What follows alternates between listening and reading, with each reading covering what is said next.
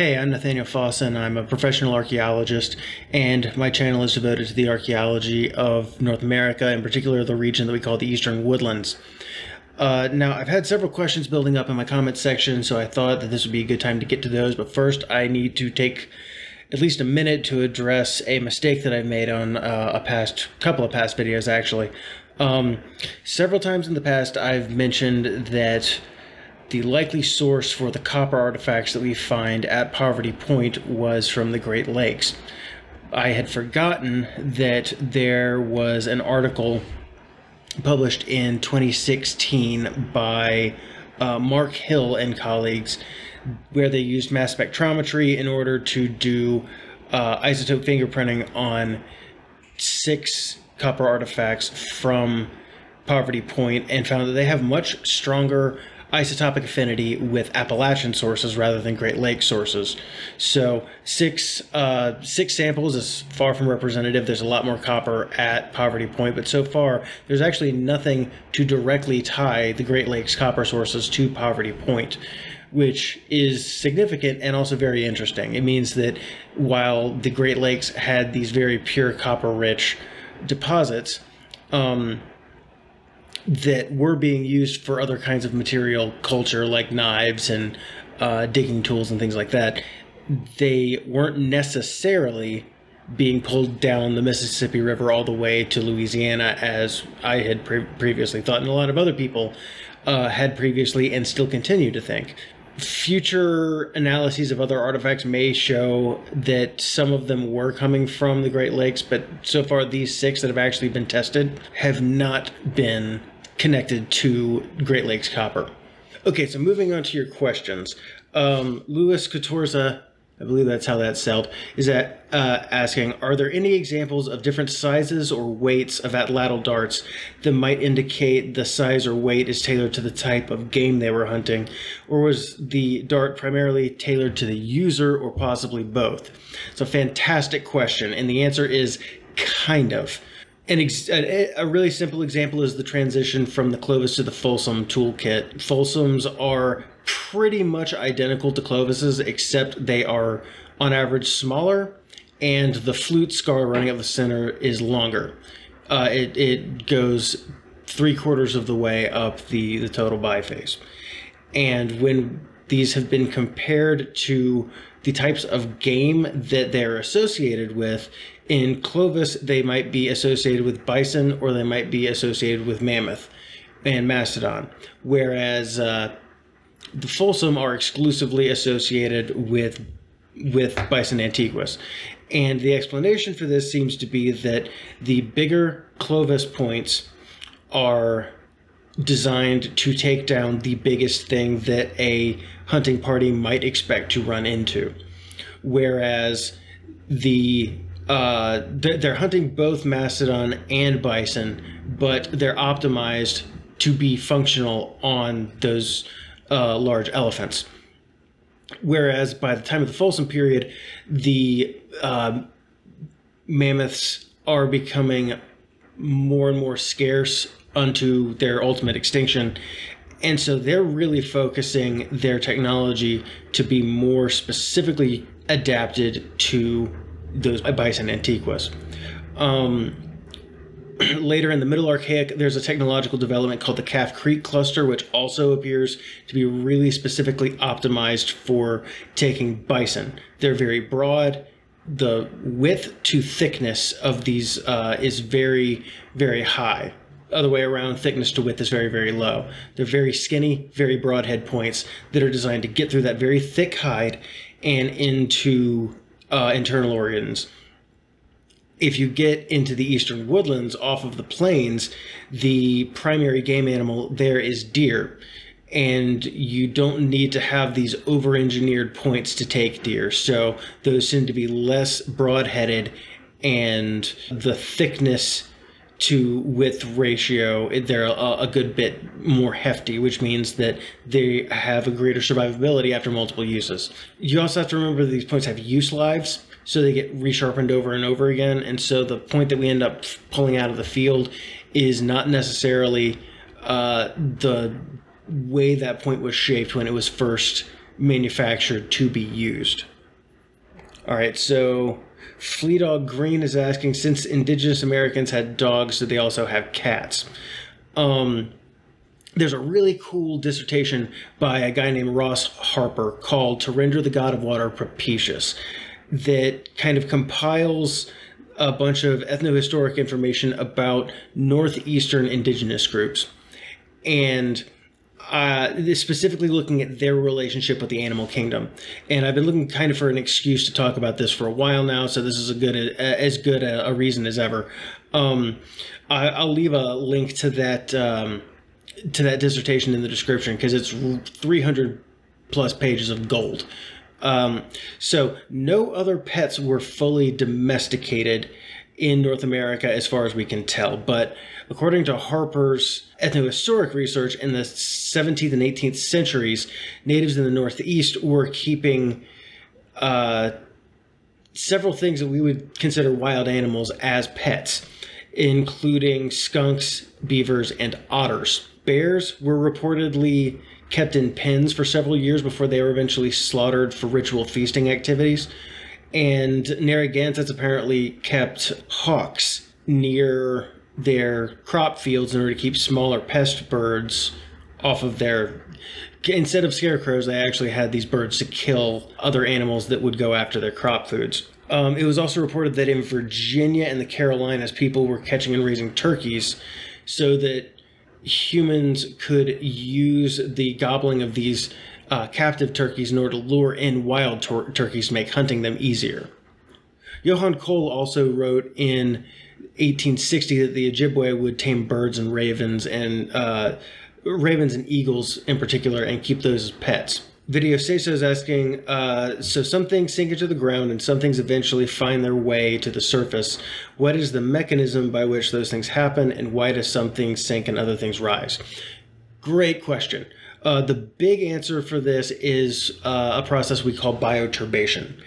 And bioturbation is mostly burrowing plants, burrowing animals and plant roots. These roots are moving through the matrix, they're growing, the plant dies, they decay.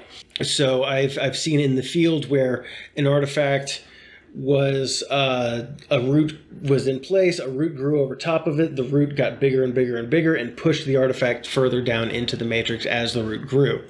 You also see situations on the reverse where a root grows underneath a root, or a root grows underneath an artifact, it grows, and eventually it gets pushed further to the surface. Burrowing animals have very similar effects where they can drag things down or up, depending on, just whatever their, how they happen to interact with those objects when they're burrowing. There's also a process of geological displacement. There are types of soils called vertisols, which are heavy clay. They tend to hold a lot of water, and then they dry out. And when they dry, there are all these cracks, really sometimes very, very significant cracks that form in these dried clay beds. And then artifacts can then filter down through those cracks. And you can see when that happens because you start to hit this horizon at the end of the cracking where all the artifacts are oriented vertically instead of horizontally like what they would be if they had been left on the ground. This tends to have a greater impact on smaller artifacts than it does on larger artifacts, but it depending on the severity of the verdict cracking, it can also be pulling things down. You also have processes of erosion that can expose artifacts to the surface that had been further underground. But this is more rare, and this is the kind of thing that tends to happen when we find like fossil mammoths and things like that. It's more rare for artifacts in context to suddenly be exposed to the surface through erosional behaviors. And when people walk riverbeds and things like that, that's an erosional process also that brought something to the surface and then washed it downstream. Michael McGarity is asking, what's the deal with small arrowheads? Do we think kids used them? No, smaller arrowheads are really, They're colloquially called bird points. A lot of people really hate that term because it seems to imply that they're used to take down birds. Really, they're very small arrow points, true arrows, not atlatal darts. And we have to remember that the actual shaft of the arrow doesn't have to be consistent all the way down. So you can actually have a foreshaft to be very, very thin, smaller than a pencil. Something only slightly thicker than a toothpick is possible to be holding these very small arrow points. I've also seen the idea floated that some of the extremely tiny points were related to blowgun darts. That's a possibility. I have no idea if there's any ethnohistorical support for the idea that stone tips were applied to darts. That may be the case, though. I did a quick check through just to see if I could find any indication of it, and I didn't see anything, but that might require a little deeper digging. Missouri Mongoose is asking, is there any evidence of any poison-tipped weapons used by Native Americans in North America? I know that a lot of populations in South America use poison even up to today, so I figured I'd ask. I don't know. I have not seen anything ethnohistorically that indicates that. That may just mean that the practice had fallen out of fashion by the time of contact, or that it was just never recorded. I can't really say for sure. It's the kind of thing that would be very hard to detect archaeologically. You would need to find chemical residues presumably on projectile tips, in order to confirm that. Honestly, I just don't think that research has been done as of yet, but I will pass it on if I find any indication that that was done in the Eastern Woodlands. Mackie McCormick is asking, when does a group of hunter-gatherers become a civilization?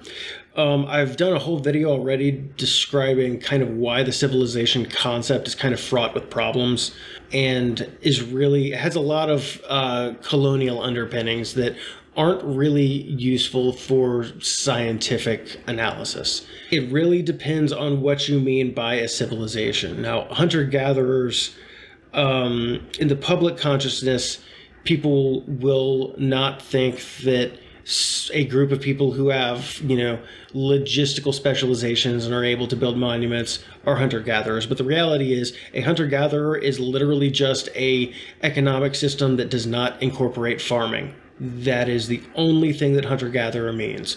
People have a lot of other baggage associated with that word, but all a hunter-gatherer is a person who belongs to a group of people that do not incorporate farming into their economic base, as do we. We have a pretty solidly agricultural economic base. But beyond that, you can there's not really a hard and fast definition of what a civilization is. The word means, the word comes from the word civitas. It's basically saying people are living in cities. And so urban centers, agriculture, social hierarchy and inequality, craft specialization, these kinds of traits are generally what are attributed to civilization level societies.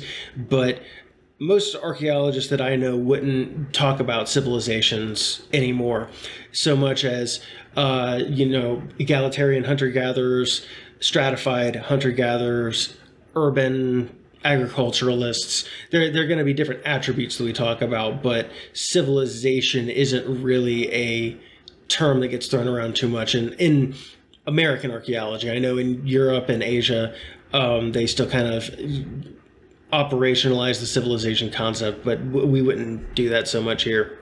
Kafka Ex Machina is asking, in terms of low caloric value foods, what if they just liked the taste, especially given how they showed up in massive quantities in a social area? This is referring back to some of the ideas I talked about involving human behavioral ecology, optimal foraging theory, and the shell mound archaic. Typically, people like the taste of foods that are of high caloric value. Fats, proteins, sugars. These are the foods that taste good to us. That changes if we have some kind of nutritional deficiency. So these low-rank mussel resources, freshwater mussels, they would fall into that category for sure because they're high in iron, they're high in calcium, they're high in vitamin A. These are all nutrients that are especially desirable for women, especially pregnant women and children, because vitamin A in particular is necessary for cell growth. So kids are growing at a very quick rate and they need a lot of vitamin A to grow. Pregnant women are growing, they're turning food into people, and so they need that vitamin A. You also have menstruating women who need that iron to avoid anemia. So it may be that they just liked the taste, but I really think it has more to do with they liked the taste because it had something that they needed. Because otherwise, very high-ranked foods tend to have much more obvious caloric values to them. People like candy because it has a lot of sugar. People like ice cream because it has a lot of sugar and fat. People like bacon because it is high in protein, salt, and more fat. So the relationship there, it tends to not be an either or. It tends to be they're high ranked. People like the taste of them because they're high ranked, because they have a lot of that resource value. Okay, so that's all I've got for this one. If you have any more questions, you can drop them in the comments, of course. And as always, thank you for watching.